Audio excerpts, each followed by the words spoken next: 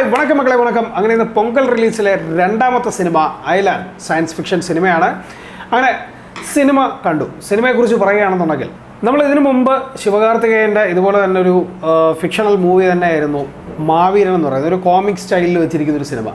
എന്താണെങ്കിലും അതിനുശേഷം അദ്ദേഹം ഈ ഒരു സിനിമയായിട്ട് വരുമ്പോഴത്തേക്ക് ഈ ഒരു സിനിമയുടെ പ്രത്യേകത, ഞാൻ ഏറ്റവും കൂടുതൽ ഈ സിനിമയ്ക്ക് വേണ്ടി വെയിറ്റ് ചെയ്തിരുന്ന മെയിൻ റീസൺ എന്ന് പറയുന്നത് ഇൻ്റർനെറ്റ് നാളെ എന്ന് പറയുന്നൊരു സിനിമ. നിങ്ങൾ കണ്ടിട്ടുണ്ടോ എന്ന് എനിക്കറിയില്ല. കണ്ടിട്ടില്ലാത്തവരാണെങ്കിൽ മസ്റ്റായിട്ട് കാണുക. ഒരു കിടിലൻ ടൈം ട്രാവൽ മൂവിയാണ്. അപ്പോൾ ആ ഒരു സിനിമയുടെ സംവിധായകൻ്റേത് തന്നെയാണ് ഈ സിനിമ. അപ്പോൾ എന്താണെങ്കിലും കാണണം എന്നുള്ളത് നേരത്തെ തന്നെ ഉറപ്പിച്ചൊരു കാര്യമാണ്. സിനിമയിലേക്ക് വരികയാണെന്നുണ്ടെങ്കിൽ തുടക്കം എന്താണെങ്കിലും തമിഴ് പാസം എന്ന് പറയുന്നൊരു സാധനം, വ്യവസായം, ഇങ്ങനെയൊക്കെയുള്ള കാര്യങ്ങളെക്കുറിച്ചുള്ള ഒരു ഒരു ക്ലീഷേ പതിവുണ്ടല്ലോ, അതെന്തായാലും തെറ്റിച്ചിട്ടില്ല. അത് ക്ലിയറായിട്ട് സെറ്റ് ചെയ്ത് വെച്ചിട്ടുണ്ട്. സഹജീവ സ്നേഹം, ഇതെല്ലാം ക്ലിയറായിട്ടാണ്. അതുപോലെ തന്നെ തമിഴ് പാസം, ഇങ്ങനെയുള്ള എല്ലാ കാര്യങ്ങളെയും നോട്ടീസ് ചെയ്ത് പോകുന്നുണ്ട്. അതിനുശേഷം ഒരു ഏലിയൻസിൻ്റെ ഒരു വരവ്, അത് എങ്ങനെയായിരിക്കും, അല്ലെങ്കിൽ ആ ഒരു രീതിയിലേക്ക് ഇവിടെ എത്തേണ്ടതിൻ്റെ റീസൺ എന്തൊക്കെയാണെന്നുള്ളത് കാണിക്കുന്നുണ്ട്. പിന്നീട് അങ്ങോട്ട് ഏലിയൻ വന്നു കഴിയുമ്പോഴത്തേക്ക് സിനിമയിൽ അത്യാവശ്യം ഫൺ ഫാക്ടറിലോട്ട് കടക്കുന്നു. എന്നാണെങ്കിലും ഏലിയന് ശബ്ദം കൊടുത്തിരിക്കുന്നത് നമ്മുടെ സിദ്ധാർത്ഥാണ്. സിദ്ധാർത്ഥ്. അത് സിദ്ധാർത്ഥ് എന്ന് തന്നെയാണ് സിനിമയിൽ കൊടുത്തിരിക്കുന്നത്. എനിവേ അത് ഭയങ്കര രസമുണ്ടായിരുന്നു. ഞാനത് ആലോചിച്ചു, ബോയ്സിലെ സിദ്ധാർത്ഥ് ഇപ്പോൾ സിദ്ധാർത്ഥ് എന്നുള്ള രീതിയിലേക്ക് മാറി. എനിവേ അത് ഒരു മനോഹരമായിട്ടുള്ളൊരു കാസ്റ്റിംഗ് തന്നെയായിരുന്നു. കാരണം അതിൻ്റെ ആ ഒരു ഏലിയൻ്റെ CG വർക്കൊക്കെ ഗംഭീരമായിട്ട് ചെയ്തിട്ടുണ്ട്. എസ്പെഷ്യലി നമ്മൾ പലപ്പോഴും ഇത്തരത്തിലുള്ള സിനിമകളൊക്കെ കാണുമ്പോഴത്തേക്ക് ഇവരുടെ എക്സ്പ്രഷൻസോ കാര്യങ്ങളോ ഒന്നും ഉണ്ടാവില്ല. ഇവരെന്തെങ്കിലും ഡയലോഗ്സ് പറയുന്നു, ജസ്റ്റ് ആ ഒരു രീതിയിലൊക്കെ ഇങ്ങനെ പോയിട്ടല്ലേ നമ്മൾ കണ്ടിട്ടുള്ളൂ. ഇതിൽ ക്ലിയറായിട്ട് അത്യാവശ്യം എക്സ്പ്രഷൻസ് ഒക്കെ കാണുകയും അതൊക്കെ ഒരു നല്ല രീതിയിൽ നമുക്ക് കണക്റ്റ് ആവുകയും ചെയ്യുന്നുണ്ട്. പിന്നെ ഇതിലെ CG വർക്കിനെ കുറിച്ച് പറയുകയാണെന്നുണ്ടെങ്കിൽ നന്നായിട്ട് തന്നെ ചെയ്തിട്ടുണ്ട്. കാരണം തമിഴിൽ റീസെൻ്റായിട്ട് പല പരീക്ഷണ സിനിമകളിൽ വരുമ്പോഴത്തേക്കും CG വർക്കുകൾ ചിലയിടത്ത് പാളിപ്പോകാറുണ്ട്, ചിലയിടത്ത് മനോഹരമായിട്ട് തന്നെ ചെയ്യാറുണ്ട്. എനിക്കൊന്ന് റാവണിനകത്തൊക്കെ ചെയ്തിരിക്കുന്ന ആ ഒരു ക്വാളിറ്റി ഇവിടെയും ഫീൽ ചെയ്തിട്ടുണ്ട്. അതുപോലെ തന്നെ റോബോയിലൊക്കെ വന്നിട്ടുള്ള ആ ഒരു ക്വാളിറ്റി ഇവിടെയും ഫീൽ ചെയ്യുന്നുണ്ട്.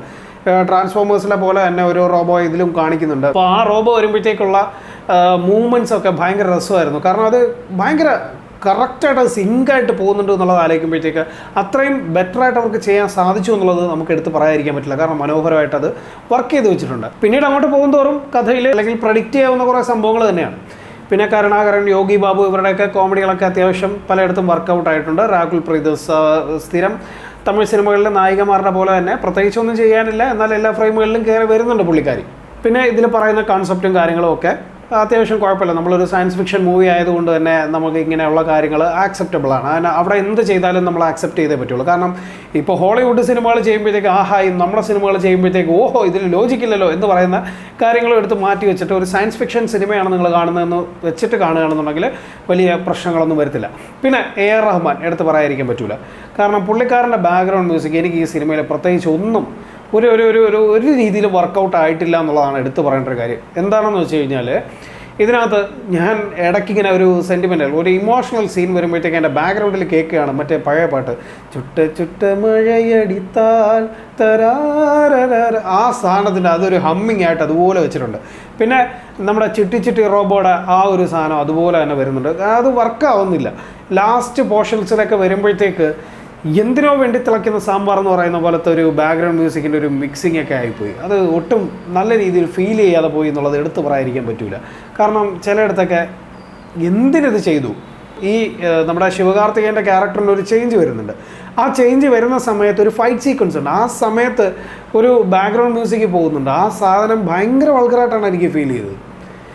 എനിവേ കൂടുതൽ കുറ്റം പറയുകയല്ല, ബട്ട് ഇത് നമുക്ക് ഫീൽ ചെയ്യുന്ന കാര്യം, തിയേറ്ററിൽ ഇരിക്കുമ്പോൾ നമുക്ക് എക്സ്പീരിയൻസ് ചെയ്ത കാര്യത്തിനാണ് എടുത്ത് പറയുന്നത്. അതുപോലെ തന്നെ ഇതിൻ്റെ ആർട്ട് വർക്ക് ആണെങ്കിലും ഒക്കെ വളരെ നന്നായിട്ട് തന്നെ ചെയ്തിട്ടുണ്ട്. ചിലയിടങ്ങളിലൊക്കെയുള്ള CG വർക്കുകളൊക്കെ നമുക്ക് മനസ്സിലാവും. എന്നിരുന്നാൽ പോലും ഈ ഒരു ഏലിയനെ വെച്ചിട്ടുള്ളൊരു സാധനം എന്ന് പറയുന്നത് അടിപൊളിയായിട്ട് തന്നെ സെറ്റായിട്ടുണ്ട്. അത് കുറ്റം പറയാനൊന്നുമില്ല. നല്ല വൃത്തിയായിട്ട് ചെയ്തു വെച്ചിട്ടുണ്ട്. നമുക്ക് കാണുമ്പോഴത്തേക്ക് ഇതും അവർക്കൊപ്പം നിൽക്കുന്ന ഒരാളാണ് എന്ന് തോന്നിപ്പിക്കുന്ന അതേ രീതിയിൽ നല്ല വൃത്തിയാവണ്ണം ചെയ്തിട്ടുണ്ട്.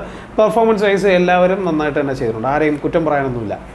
സോ ടോട്ടലി വെച്ച് നോക്കുകയാണെന്നുണ്ടെങ്കിൽ ഒരു വൺ ടൈം വാച്ചബിളിന് പറ്റിയ പ്രഡിക്റ്റബിൾ ആയിട്ടുള്ളൊരു സിനിമ. പിന്നെ ക്ലൈമാക്സോട് എടുക്കുമ്പോഴത്തേക്ക് കോയിമിൽ ഗയ കറക്റ്റായിട്ട് കണക്റ്റ് ആവുന്നുണ്ട്. അതുപോലെ തന്നെ കൃഷിയിലോട്ടും കൊണ്ടെത്തിക്കുന്നുണ്ട്.